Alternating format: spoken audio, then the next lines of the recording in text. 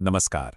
आज हम सब मिलकर हिंदू परंपरा की एक बहुत ही दिलचस्प कहानी को समझने की कोशिश करेंगे।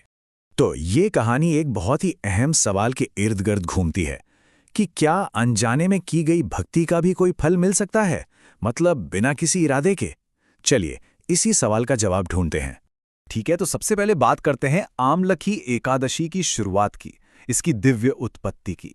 ये एक ऐसा व्रत है जिसका भगवान विष्णु से एक बहुत ही गहरा नाता है। पता है, इस व्रत को ना सभी व्रतों में सबसे श्रेष्ठ माना जाता है। कहते हैं कि ये न सिर्फ सारे पापों को खत्म कर देता है, बल्कि आखिर में मोक्ष तक दिला सकता है। अब कहानी की शुरुआत होती है, जैसा कि कई पुरानी कथाओं में होता है, एक बहुत ही नेक राजा से। ये राजा ज्ञान की खोज में एक महान ऋषि के पास जाते हैं। ये थे महान राजा मानधाता, और वो एक ऐसा रास्ता खोज रहे थे जिससे उनका और उनके पूरे राज्य का भला हो सके, मतलब परम कल्याण हो। और राजा के इसी सवाल के जवाब में ऋषि वशिष्ठ तैयार हो जाते हैं आमलकी एकादशी की पूरी कहानी और उसकी शक्ति के बारे में बताने के लिए।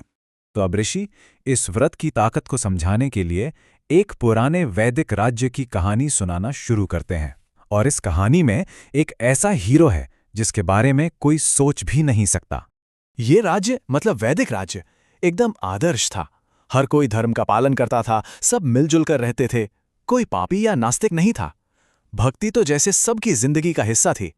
लेकिन इसी इलाके में एक शिकारी भी रहता था, और वो इस राज्य के लोगों से बिल्कुल उल्टा था। बहुत ही पापी, दुष्ट और अपने परिवार का पेट पालने के लिए हिंसा करता था। और यहीं से कहानी में एक जबरदस्त मोड़ आता है। हुआ ये कि आमलकी एकादशी के दिन वो शिकारी भूख प्यास से बेहाल होकर खाने की तलाश में एक मंदिर पहुंच गया। वहां उसने देखा कि राजा और बाकी सब लोग पूरी रात जागकर पूजा पाठ कर रहे हैं। तो वो भी एक कोने में बैठ गया और पूरी रात जागता रहा, भगवान विष्णु की महिमा सुनता रहा। अब देखिए, उसे पता भी नहीं चला और उसने व्रत की दो सबसे जरूरी चीजें पूरी कर लीं, उपवास और जागरण। अब देखिए क्या होता है।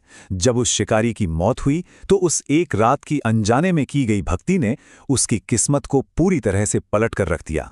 सोचिए, एक तरफ उसका पिछला जन्म जो पापों से भरा था, और दूसरी तरफ अगला जन्म। उस एक रात के पुण्य से वो अगले जन्म में एक बहुत ही महान और शक्तिशाली राजा बना, जिसका नाम था वसुरथ। अब कहानी में कई साल बीत जाते हैं। एक दिन राजा वसुरथ जंगल में शिकार पर जाते हैं और रास्ता भटक जाते हैं। रात में जब वो एक पेड़ के नीचे सो रहे होते हैं तो कुछ आदिवासी शिकारी उन्हें घेर लेते हैं। वो बदला लेना चाहते थे। जैसे ही वो राजा पर हमला करने वाले होते हैं, एक चमत्कार होता है। राजा के शरीर से एक योद्धा जैसी देवी निकलती हैं और अकेले ही सारे हमलावरों को खत्म करके गायब हो जाती हैं। जब राजा की आंख खुलती है तो वो देखते हैं कि उनके सारे दुश्मन मरे पड़े हैं। वो एकदम हैरान रह जाते हैं, सोच में पड़ जाते हैं कि आखिर उनका ये महान रक्षक था कौन। और तभी आसमान से एक आवाज आती है, एक आकाशवाणी। वो बताती है, हे राजा, भगवान विष्णु के अलावा इस दुनिया में और कौन आपकी रक्षा कर सकता है। और इस तरह उनके आज के बचाव को उनके पिछले जन्म की उस अनजाने में की गई भक्ति से जोड़ दिया जाता है। तो ये पूरी कहानी हमें उस सबसे जरूरी सबक की तरफ ले जाती है जो ऋषि वशिष्ठ देना चाहते थे। तो मतलब इस व्रत का फल क्या है?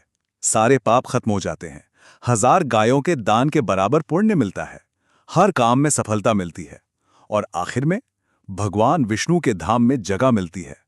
मतलब एक बार भी अगर ये व्रत श्रद्धा से किया जाए तो इसके फायदे बहुत गहरे हैं। अच्छा, तो अब सवाल ये है कि अगर किसी को ये व्रत करना हो तो कैसे करें? इसके लिए भी परंपरा में एक सीधा साधा रास्ता बताया गया है।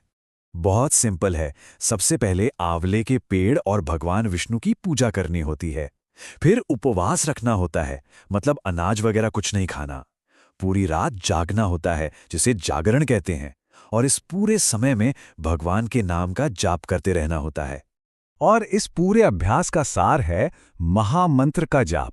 ये पूरी कहानी हमें ये सोचने पर मजबूर कर देती है कि सच्ची भक्ति में आखिर कितनी शक्ति है, फिर चाहे वो जानबूझकर की जाए या अनजाने में।